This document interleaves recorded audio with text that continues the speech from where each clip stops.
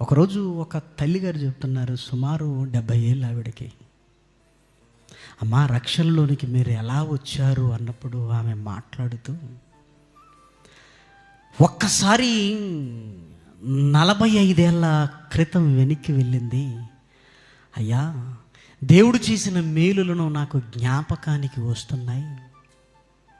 అప్పుడు నేను గర్భవతిగా ఉన్నాను.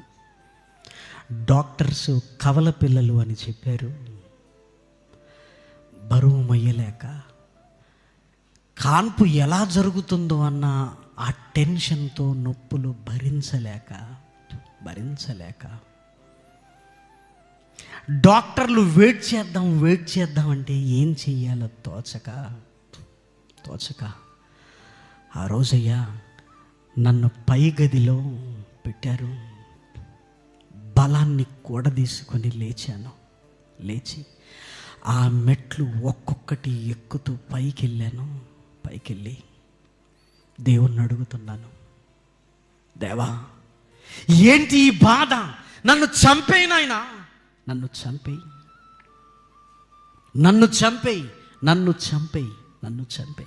ఏంటి బాధ? తట్టుకోలేకపోతున్నానయ్యా అని అడిగాను. మరలా వచ్చి పడుకున్నాను. అలా పడుకోగానే కాసేపు నిద్ర పట్టింది. ఆ తర్వాత డెలివరీ అయిపోయింది. నా జీవితంలో ఇప్పటికీ మరిచిపోలేని ఒక అతి భయంకరమైన పెయిన్ అది. నా దేవుడు నాకు సహాయం చేశాడు అనగానే ఏడుస్తుంది. నా కళ్ళల్లో నీళ్లు తిరిగాయి. వెంటనే అడుగుతున్నాను, అమ్మా, ఆ రోజు పుట్టిన కవల పిల్లలైన నీ పిల్లలకి ఈ విషయం చెప్పావా అని అడిగాను. చెప్పలేదయ్యా.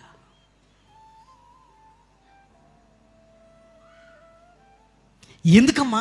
నీకు 70 ఏళ్ళు కదా, ఓ 45-50 సంవత్సరాలు ఎందుకు నీ గుండెల్లో పెట్టుకున్నావు? నీ పిల్లలకు చెప్పొచ్చు కదా. ఇప్పుడు వారు ఎక్కడున్నారు? విదేశాలలో ఉన్నారయ్యా. అయ్యో, నువ్వు చెబితే నిన్ను కడుపులో పెట్టుకొని చూసుకుని నీ కళ్ళ ముందే ఉండేవారు కదమ్మా. ఎంత గొప్ప విషయాన్ని నీ పిల్లలకు చెప్పకుండా ఎందుకు దాచావు నువ్వు?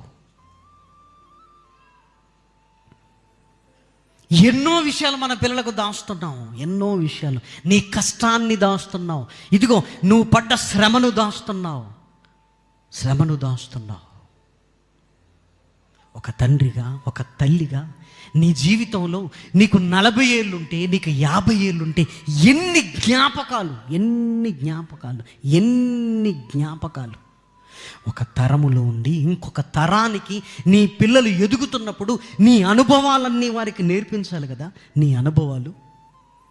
అనుభవాలు వాడికి నేర్పించాలి కదా.